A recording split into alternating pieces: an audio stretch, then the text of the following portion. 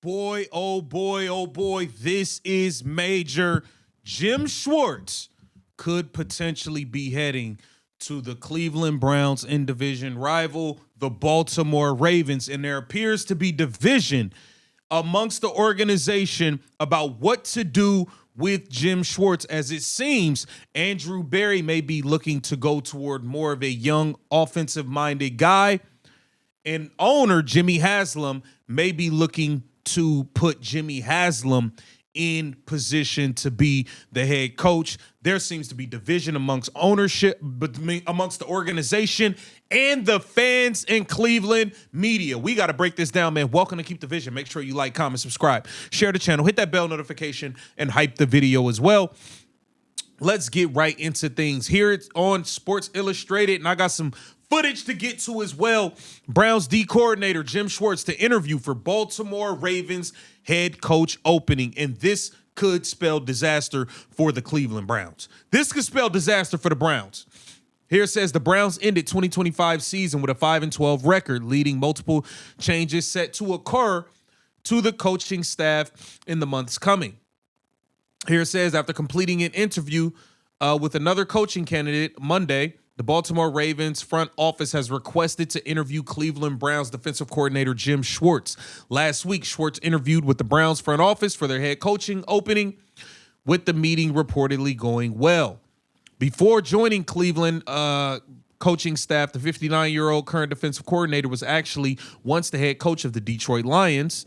It says he led the Lions to the playoffs in 2011. Since coming to Cleveland, he said he wants to again return to a head coaching position, whether or not the opportunity comes with the Browns. He said, "I'd certainly consider it when asked if he'd take a head coaching job." He said, "I think in any business you aspire to the top. I'm no different than any other people in that way." Now, so Jim Schwartz is not looking to turn down a head coaching opportunity to remain the defensive coordinator for the Cleveland Browns. And this puts them in a pickle because Andrew Berry might want to go with this young offensive-minded guy thinking, hey, we can keep Jim Schwartz as the defensive coordinator. But Jim Schwartz could say, hey, I don't want to just be the defensive coordinator. If I'm not going to be the head coach, I'm good. I can get a head coaching job elsewhere. And if he goes to the rival Baltimore Ravens, that spells doom for the Cleveland Browns, and now the fans and media are divided as well. Let's take a look at what Ken Carman had to say about this. You were to bring in a guy like that, you damn sure better make Jim Schwartz the assistant head coach or give him some sort of a bump or something like that, because the Baltimore thing scares the bejesus out of me. And could you imagine Kevin Stefanski being hired by the Baltimore Ravens and Jim Schwartz ends up being his assistant head coach? Because that would be a bump, and he can move up if he were the assistant head coach or associate head coach or anything like that. Would you or would you not be sick to your stomach? But wait a second. Because we've seen with this defense, it is not coordinator-proof, say Joe Woods. Well, now what would our quarterbacks do going up against if Schwartz, had now he doesn't have Myles Garrett if he went to Baltimore. I say the same thing for Jim Schwartz that I said with Bill Callahan. Bill Callahan is a legend. Someday you will have to replace him. And they replaced him with a mess. Mike Bloomgren's way better than Andy Dickerson. Way better. But at first, you replaced him with a mess. When people got mad at me for saying what I said about Bill Callahan, I said, no, it's the simple fact of an assistant coach is an assistant coach, and if you have any modicum of success, you are probably going to have to replace that guy. See what they had to do up in Detroit. See what they've had to do in a couple of other places and how it hasn't worked out when they've had some Philadelphia, for crying out loud, and what's going on over there. You have to replace guys.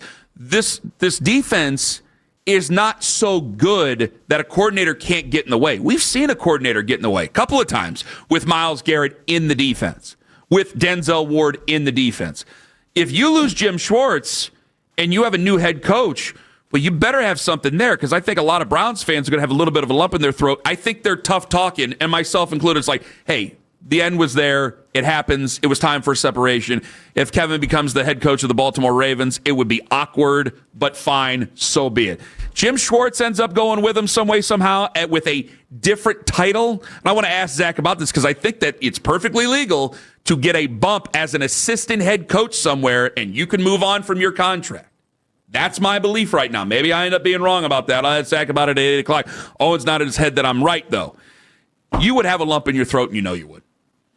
You know you would.